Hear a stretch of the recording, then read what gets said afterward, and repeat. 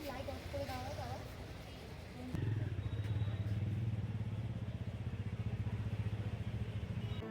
Friends, আমি মন্দিরা। সামনেই কালী পুজো, আর তার আগে 14 শাক 14 প্রদীপ এসব কেনাকাটার একটা প্রচলন রয়েছে আমাদের বাঙালির কালচারের মধ্যে। তো সেই জন্য আজকে আমি আমার বাড়ির কাছাকাছি যেখানে মাটির জিনিসপত্র, এক কথায় আর কি মাটির প্রদীপ প্রদীপ যেখানে পাওয়া যায়, পূজার সামগ্রী পাওয়া যায়, সেখানে কেনাকাটা করতে যাব। তো চলুন, রাস্তায় যেতে যেতে কথা।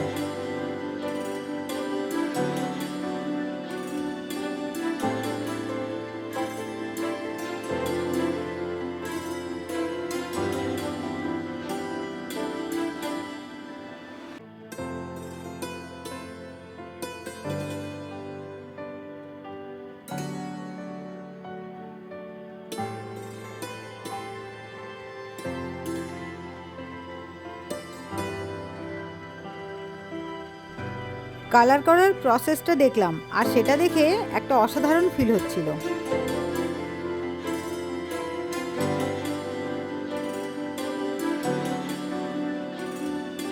সামনে যেহেতু কালী পুজো, তাই এখানে অনেক অনেক মা কালীর প্রতিমা তৈরি করা রয়েছে। আর তার সাথে দেখলাম, যেহেতু কালী পুজোর পরেই কার্তিক পুজো আসছে, এখানে দেখলাম কার্তিক ঠাকুর তৈরির প্রস্তুতি চলছে। কার্তিক ঠাকুর রং করতে দেখে আমরা এখানে দাঁড়িয়ে গেলাম।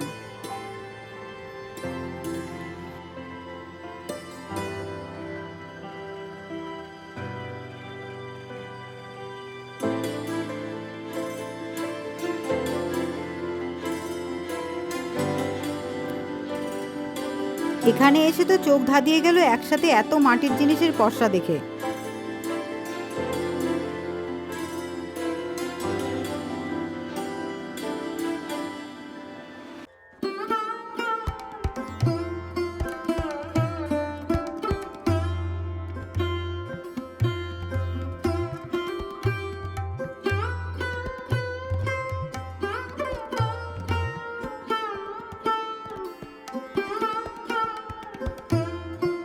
একটা দোকান থেকেই সব জিনিস না কিনে কয়েকটা দোকান ঘুরে অনেক জিনিস কিনলাম। কি কি কিনলাম তা ভিডিওতে দেখতে থাকুন।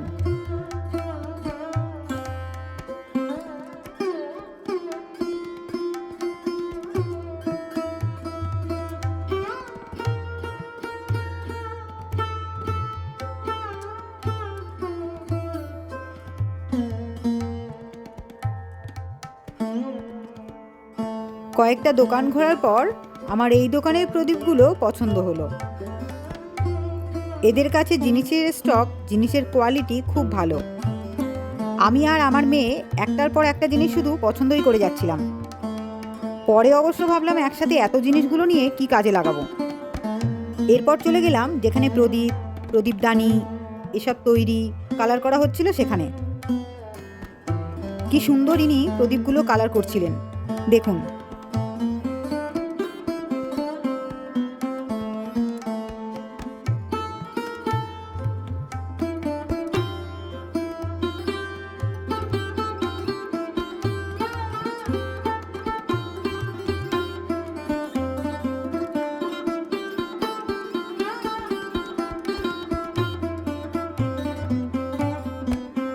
এই দাদা কালার সাথে সাথে করে দিচ্ছিলেন।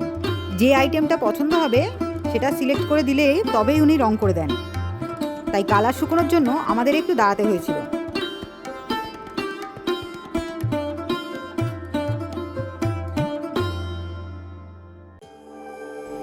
ভিডিও চলাকালীন হঠাৎ করে মাথা তুলে দেখলাম এএনআই টিভি নিউজ চ্যানেল থেকে এক ভদ্রলোক এসেছেন এই মার্কেটের বেশ কিছু ভিডিও ক্লিপ শ্যুট করতে।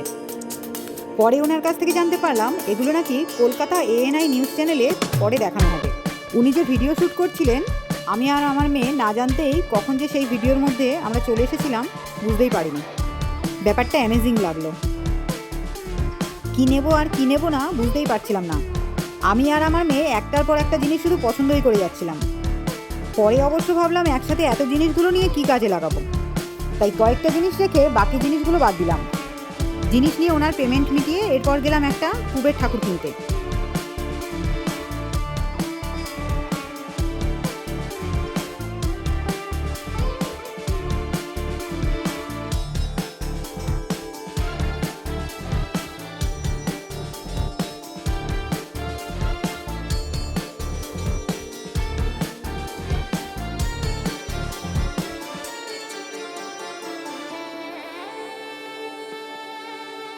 কয়েকটা ঠাকুর দেখার পর অবশেষে একটা ঠাকুর মূর্তি পছন্দ হলো।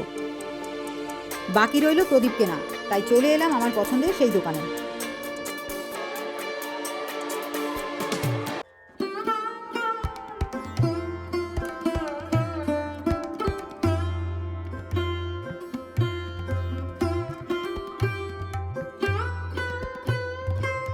কয়েকটা দোকান ঘোরার পর আমার এই দোকানের প্রদীপগুলো পছন্দ হলো। এদের কাছে জিনিসের স্টক, জিনিসের কোয়ালিটি খুব ভালো। আমার থেকে আমার মেয়ের আনন্দ অনেক গুণ বেশি ছিল। আমাকে প্রদীপ বাঁচতেই দিচ্ছিল না, ও প্রদীপ বেছে কিনবে।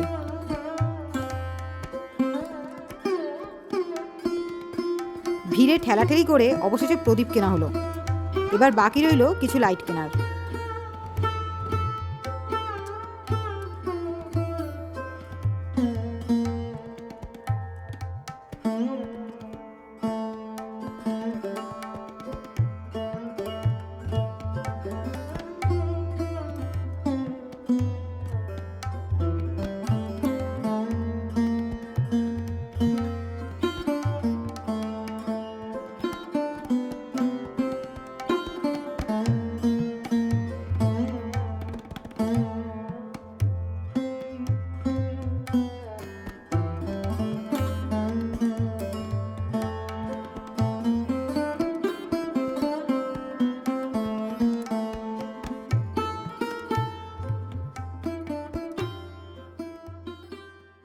দীপাবলি আলোর উৎসব, তাই ইচ্ছে হলো বাড়িটাকে প্রদীপ, লাইট এসব দিয়ে সুন্দরভাবে সাজানোর।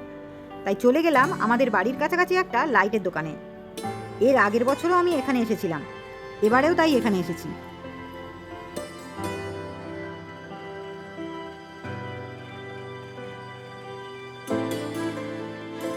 আর বেশি কথা বলছি না, ডাইরেক্ট কী কী দেখলাম, কী কী কিনছি সব শেয়ার করছি।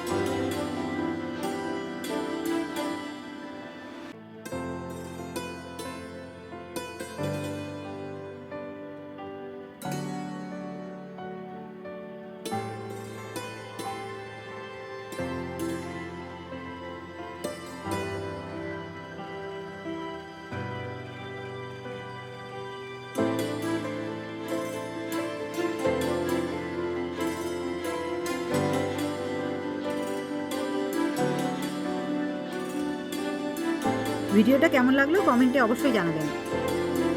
অনেক রাত হয়ে গেল কেনাকাটা করতে, এখন সোজা বাড়ি যাচ্ছি। মার্কেটে প্রচণ্ড ভিড় থাকায় আমি এটা আপনাদেরকে তখন ভিডিওতে দেখাতে পারিনি। আমি একটা কুবের ঠাকুরের মূর্তি নিয়েছি, বাড়ি এসেই তাই আগেই আপনাদেরকে দেখাচ্ছি। কেমন হয়েছে এটা জানাবেন কমেন্টস বক্সে। তা মা লক্ষ্মীর আমি ভান্ডার নিয়েছি। এত ভিড় আপনারা তো দেখতেই পাচ্ছিলেন, সেটা তো ওখানে প্রচণ্ড অসুবিধা ছিল। মা লক্ষ্মীর ভান্ডারটাও নিয়েছি, যার জন্য আমি বাড়ি এসে ফিরেই আগে আপনাদেরকে এই দুটো দেখিয়ে দিলাম। সারাদিন অনেক ঘোরাঘুরি করে দীপাবলির উপলক্ষে অনেক কিছু কেনাকাটা করলাম। কী কী কিনলাম সেগুলো তো আপনারা দেখলেনই। আর আমি এই জাস্ট 15 মিনিট হলো বাড়িতে এসেছি। আর আমি এখন ভীষণ ক্লান্ত, প্রচণ্ড টায়ার্ড হয়ে পড়েছি। সেই জন্য আমি ভিডিওটা এখানেই কমপ্লিট করছি, আর লেন্দি করছি না। দেখা হচ্ছে নেক্সট ভিডিওতে। তো টাটা। আরও এমন ভিডিও দেখতে আমার এই চ্যানেলটাকে সাবস্ক্রাইব করতে ভুলবেন না।